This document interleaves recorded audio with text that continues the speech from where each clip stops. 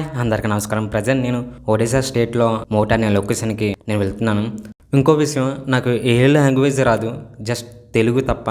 మిగతా లాంగ్వేజ్ నేను Google translation ఉపయోగించుకుంటాను.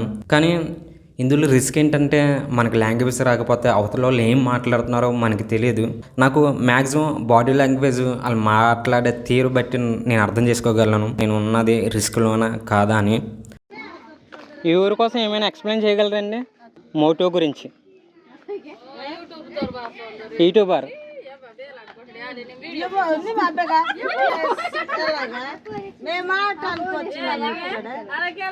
మీది ఈ ఊరు కాదండి?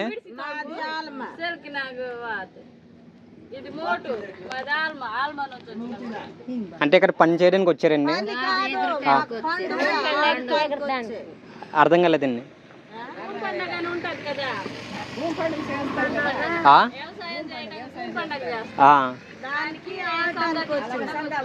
ఓకే, దారిలో మీరు మీరేండి?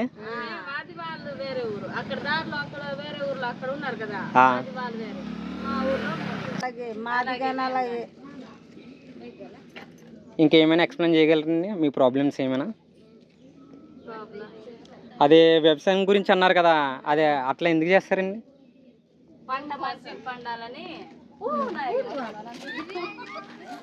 చెప్పండి.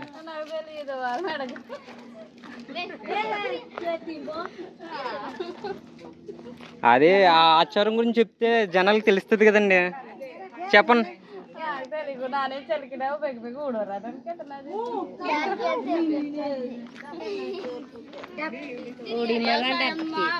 చేస్తాం కదా, మంచిగా పంట పండాలని సంవత్సరానికి ఒకసారి అలా చేసి అప్పుడు వ్యవసాయం చేయటం మొదలు పెడతారు.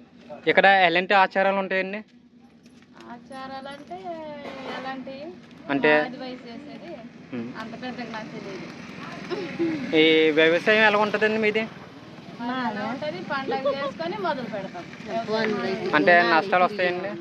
నష్టాలు కలుగుతాయండి? వస్తాయి, వరసలు వస్తే పండుతాయి, వరసలు లేకపోతే ఎండిపోద్ది పంట అంతా. మీ వ్యవసాయం గురించి ఏమైనా మంచి మాటలు చెప్పగలరండి? రైతు గురించి తెలుస్తుంది. అంటే ఎలాంటి పంటలు పండిస్తారండి? వరి,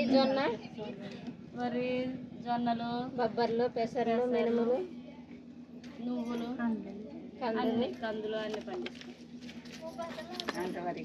వ్యాపారం బాగానే జరుగుతుందండి? వరసలు వస్తాయి. మాకెళ్ళి ఇలా డాల్వాలు వేసేది, మోటార్లు అలాంటివి ఏం లేదు కదా, వర్షం వస్తేనే పంట. మీరు ఎంతవరకు చదువుకున్నారండి?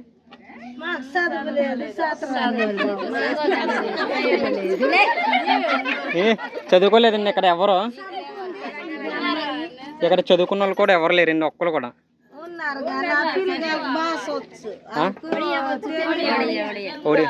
తెలుగు రాదు. వీడియో చూస్తూ ప్లీజ్ సబ్స్క్రైబ్ చెప్పగలరండి? చెప్పమంటున్నానండి. ఏ బోర్డు పట్టుకోండి, బోర్డు పట్టు. నేను యూట్యూబర్నండి, ఐఎమ్ ట్రావెలర్. ప్రతి గ్రామానికి వెళ్ళి అక్కడ ఉన్న చూడవలసిన ప్రదేశాలు అవన్నీ రికార్డ్ చేసి యూట్యూబ్లో అప్లోడ్ చేస్తానండి. రాజమండ్రి అండి. డబ్బులు కడతానికి, డబ్బులు తర్వాత నెక్స్ట్ వాళ్ళకి బ్యాంకులో డబ్బులు గట్రా తీసుకుంటానికి కట్టుకుంటానికి అలాగ వస్తారు. మోటో అనే పేరు ఎలాగ వచ్చిందండి? ఇది మోటో అంటే ఫస్ట్ నుండి మేము పుట్టక ముందు నుంచి ఉంది పేరు మోటో. పూర్వకాలం ఒడిశా బార్డర్ ఇది. ఇటు మనం సీజీ, ఇటు ఏమో ఆంధ్ర, మధ్యనేమో ఒడిశా అనమాట. 3 బోర్డర్లు ఇక్కడ కలుస్తున్నాయి కాబట్టి ఇక్కడ మన పాకిస్తాన్కి ఒడియా భాష వచ్చు, హిందీ వచ్చు, ఇటు తెలుగు భాష, అన్ని భాషలు మాట్లాడుతుంది ఇక్కడ.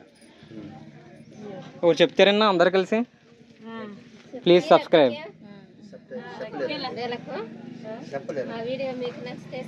అదే అండి, చెప్పండి. ఎవరైనా చూస్తే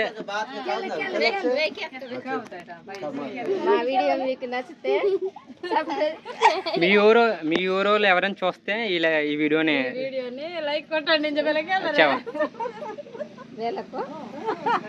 చెప్పండి. ఇదేంటన్నా? Bus stand. మరి క్లోజ్లో ఉంది ఇది? క్లోజ్లో ఉందంటే ఇంక ఓపెన్ అవ్వలే. అంటే కొత్త బస్ స్టాండ్ ఇది. కొత్త బస్ స్టాండ్ ఇది ఏ సెంటర్ అనేది? ఇది మూడు సెంటర్. మోటు సెంటర్. ఇక్కడ లోపలికి ఊర్లోకి వెళ్ళాలంటే ఎటు నుంచి వెళ్ళాలా లోపలికి? ఇంకా చాలా రోడ్లు ఉన్నాయి, ఇస్తుంది. అంటే వాటి నుంచి వస్తే నక్సలైట్లు ఉంటారు, కొంచెం డేంజర్. ఇక్కడ ఎవ్వరు లేరు కదా, ఇక్కడ కొంచెం భయం అనిపించింది. దడతారు ఇక్కడ ఈ ఊర్లో. అలాంటి వాళ్ళు ఇక్కడ పాదం పడతాకే దడతారు. 4 పక్కల ఫౌజీ. బయట ఊరు నుంచి వచ్చి ఇక్కడ ఆడవాళ్ళని వినిపించడం అలాంటి ఏమైనా జరుగుతాయా? ఇక్కడ ఏం జరగదు అలాంటి. ఇక్కడ ఎన్ని స్కూల్స్ ఉంటాయా? School, M O school, I school, E P school 3 స్కూళ్ళు ఉన్నాయి. కాలేజెస్ ఉన్నాయా? కాలేజీలు ఉన్నాయి. హాస్పిటల్స్ ఒకటి ఉంది. పై చదువుల కోసం ఎక్కడికి వెళ్తారన్న? 79 మల్కనగిరి. ఈ ఊళ్ళో ఇంకా చెప్పుకోవాల్సింది ఇంకేమైనా ఉన్నాయన్న? అంటే దీనతనం ఎక్కువ, ఇన్కమ్ లేదు, తక్కువ చాలా. ఇక్కడ ఎలాంటి పంటలు పండిస్తారన్న? వరి ఏరుశనగ. వరి ఉండేది ఫస్ట్, ఇప్పుడు ఏరుశనగ స్టార్ట్ చేసిండ్రు వాళ్ళు. బెంగాల్ వాళ్ళు వచ్చింది కదా, వాళ్ళు ఇది వచ్చి మేము భూమి ఇవ్వండి చేస్తామంటే వాళ్ళు చేసి 2-4 సంవత్సరాలు బట్టి ఇక్కడ ఏరుశనగ పండుతుంది. ఇక్కడ ఎలాంటి ఆచారాలు పాటిస్తారు? ఆచారాలు అంటే ఏం ఆచారాలు అంటే ఇప్పుడు దేవుడికి సంబంధించినవి. దేవుడికి అంటే ముత్యాలమ్మ ఒకటి ఉంది, జగన్నాథ్ మందిర్ ఒకటి ఉంది. ఇక్కడ 4 ధర్మాలు ఉన్నారు. ముస్లిమ్స్ ఉన్నారు, క్రైస్తవులు ఉన్నారు, హిందూస్ ఉన్నారు. ఇక్కడ ఎలాంటి పండుగలు ఎక్కువగా జరుగుతాయన్న ఈ ఊళ్ళో? ఇక్కడ ఇంకా నెల తర్వాత అంటే రథజత్ర అని ఇక్కడ జరుగుద్ది. నుంచి ఇక్కడికి లాక్కొని వస్తారు, ఒక మందిరం అవుద్ది పెద్దది చెక్కలతోని. దాన్ని లాక్కొని వస్తారు, అక్కడ ఉంటుంది వారం రోజులు. ఏ వారం బయలుదేరిందో, బుధవారం బయలుదేరి, శనివారం బయలుదేరి, అదే డేట్కి మళ్ళీ రిటర్న్ అక్కడికి వెళ్ళిపోద్ది. బయట ఊరు నుంచి వచ్చి ఇక్కడ ఎవరైనా అంటే పలానా ఊరు నుంచి వచ్చి ఇక్కడ బ్రతకాలంటే ఇక్కడ జనాలు ఎలా సహకరిస్తారు ఆ వ్యక్తిని? బయట ఊరు నుంచి బయట వాళ్ళే అన్న బతకటం. ఈ బెంగాల్ వాళ్ళు వీళ్ళందరూ వచ్చి బయట వాళ్ళే ఇక్కడ బతుకుతున్నారు. ఊరు వాళ్ళు తక్కువే, బయట వాళ్ళే వచ్చి ఇక్కడ చాలా బతుకుతున్నారు. డబ్బులు ఎలా సంపాదిస్తారు? డబ్బులు అంటే అన్ని రకాల విద్యలు ఉన్నాయన్న. ఇక్కడ చేపలు పడతాం, ఆకులు కోసుకుంటారు, కొంతమందికి జాబ్స్ ఉన్నాయి. ఎవరు మేకల వ్యాపారం, ఎవరు కోళ్ళ వ్యాపారం, ఏదో బిజినెస్ ఉంది. ఎవరికి కొట్లు ఉన్నాయి, చిన్న చిన్న కొట్లు. ఎవరు టిఫిన్ హోటల్స్, దాని తప్ప ఇంకేం. సో కొద్ది గొప్ప అతనికి ఒక బిల్డింగ్ ఉంది, అతనికి ఒక 9-10 బస్సులు ఉన్నాయి. అతను పాతకాలంలో కాబట్టి బిజినెస్ రన్ చేసి అంత ఇది వచ్చింది. ఇక్కడ జాబ్స్ ఎక్కువ చేస్తారా లేకపోతే బిజినెసా? జాబ్స్ బిజినెస్ ఎక్కువ లేదన్న. ఇక్కడ కూలి పని చేసుకునేటోళ్ళు ఎక్కువ కూలి పని చేస్తారు ఇక్కడ. ఇక్కడ జాబ్స్ బిజినెస్ వాళ్ళు తక్కువే, కూలి పని చేసుకునేటోళ్ళు ఎక్కువ. ఇక్కడ ప్రజలు ఎలా ఉంటారు? వాళ్ళు మంచితనం చాలా మంచిదన్న. ఇక్కడ అలాంటి మీరు ఎక్కడన్నా చిన్న తప్పు చేసిండ్రంటే కూడా అంత బేగి రియాక్ట్ అవ్వరు. కొంచెం మందులు ఇచ్చి దాని తర్వాత ఏదన్నా ఎక్కువ తప్పు అయితే ఇప్పుడు ఎక్కడికి వెళ్తున్నాం? ఈ ఊరికి సంబంధించిన జనాలు ఎంతమంది ఉంటారు? ఒక 500 300 ఇల్లులు ఉన్నాయి. 300 ఇల్లు. అదేంటి తహసీల్ ఆఫీస్ అంటే ఎంఆర్ఓ. మాకు అభివృద్ధి అంటే ఈ 100-150 సంవత్సరాల పాత ఊరే. మా తాతల కాడి నుంచి ఇక్కడే ఉన్నాం. కమ్యూనికేషన్ ప్రాబ్లమ్, ఇక్కడికి పెద్ద ఆఫీసర్స్ కానీ, కలెక్టర్లు కానీ, మంత్రులు కానీ రాకపోకలు తక్కువ ఉండేది.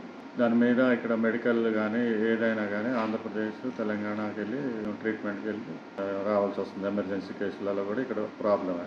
తర్వాత ఒకప్పుడుతో ఇప్పుడు కొద్దిగా రోడ్లు అయినాయి. 326 NH ఒకటి. ఒకప్పుడుతో సింగిల్ రోడ్ ఉండేది. అప్పుడు నక్సలిజం ఎక్కువ ఉండేది. దానివల్ల రోడ్లు కూడా అయ్యేవి కావు. ఏదైనా ఎమర్జెన్సీ కేసులో ఇటు వెళ్ళాలంటే ట్రీట్మెంట్కి మల్కాన్గిరి, కోరాపుట్. మల్కాన్గిరి డాక్టర్ రిఫర్ చేస్తే కోరాపుట్ వెళ్ళాలి మన సీరియస్ కేసులు అయితే. ఇంత 210 కిలోమీటర్లు ఈ రోడ్లకి జర్నీ చేసే లోపల దారిలోనే ప్రాణాలు పోతుంది. సో ఇక్కడ ఏంటంటే ఇప్పుడు ఒక 3-4 ఏళ్ళు అవుతుంది. మాకు సీలేరు బ్రిడ్జ్ ఒకటి ట్రైబల్ రాయరాంగ్పూర్ కాడి నుంచి విజయవాడ కారిడార్ రోడ్డు మీదే ఈ వంతెన అయింది, సీలేరు రివర్ మీద. ఈ వంతెన అవడం వల్ల మాకు రాకపోకలు చాలా సులువైనాయి. పొద్దుట వెళ్తే కూడా రాత్రికి మేము రిటర్న్ రాగలుగుతున్నాం. అలాగే ఈ ఊరనే కాదు, ఈ మల్కాన్గిరి జిల్లా వాళ్ళంతా ఇంచుమించు ఆంధ్ర, తెలంగాణ మీద ఆధారపడిన వాళ్ళు.